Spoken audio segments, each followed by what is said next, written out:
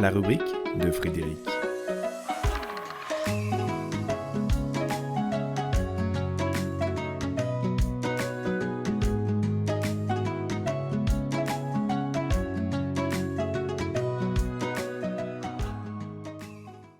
Ordonne-toi.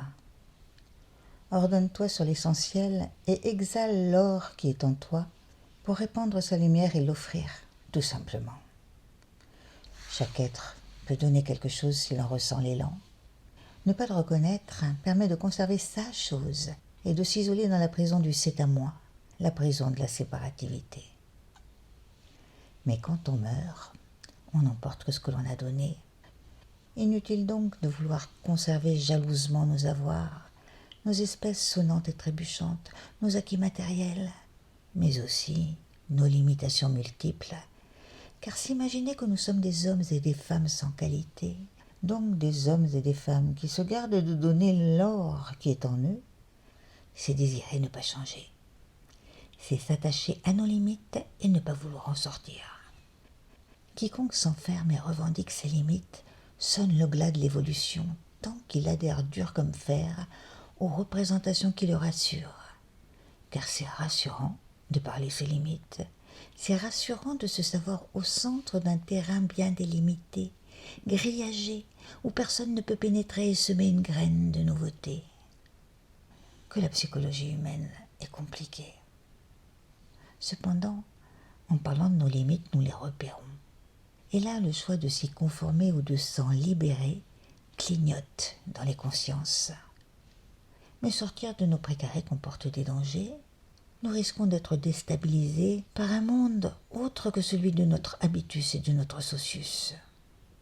Sortir de nos précarés, c'est accepter l'aventure et ne plus subir un destin que nous croyons maîtriser, alors qu'il n'est là que pour nous permettre d'ouvrir les portes de la révélation, les portes de l'unité à reconnaître et à rejoindre à mesure que nous abaissons toutes les barrières du séparatisme.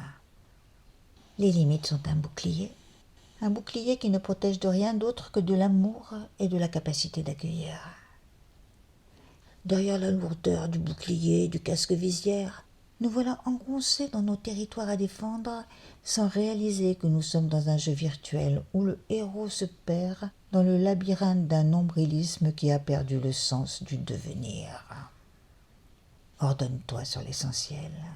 Deviens relais de l'or, relais de la lumière qui vient éclairer la place de chacun dans le grand chantier qu'est l'ordonnancement des systèmes dans lesquels nous avons le mouvement, la vie et l'être. Ordonne-toi, restitue l'or du tout pour que le tout rayonne à travers toi, débarrassé des piquets et des barrières de ce que tu croyais être ton identité.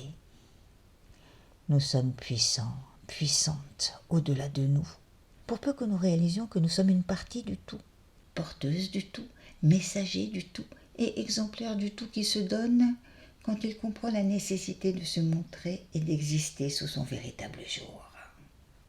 Ordonne-toi pour sortir des cauchemars de tes nuits et de tout reste d'obscurantisme. En chaque être existe un interrupteur, et chacun, chacune, à tout instant, peut décider de le mettre côté on ou côté off. C'est juste une question de choix.